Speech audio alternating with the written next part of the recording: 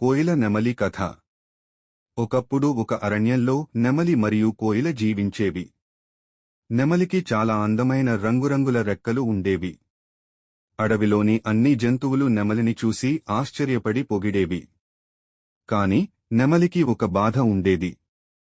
తనకు అందమైన రూపం ఉన్నప్పటికీ గానం మాత్రం బాగా రాదని తరచూ బాధపడేది.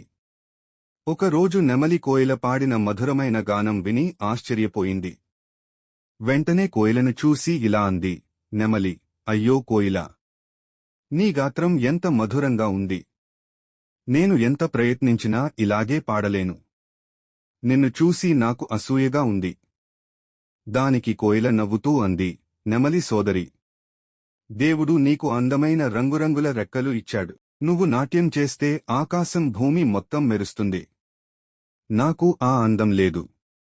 నాకు మాత్రం మధురమైన గాత్రం ఇచ్చాడు. ప్రతి ఒక్కరికీ తనకున్న ప్రత్యేకత వేరు. నెమలి అప్పుడు అర్థం చేసుకుంది, అవును, మనలో ప్రతి ఒక్కరికీ ఒక ప్రత్యేక గుణం ఉంటుంది. ఇతరులను చూసి అసూయ పడకూడదు. నీతి: ప్రతి ఒక్కరికీ తనదైన ప్రత్యేకత ఉంటుంది. మనకున్న ప్రతిభను గుర్తించి గౌరవించాలి.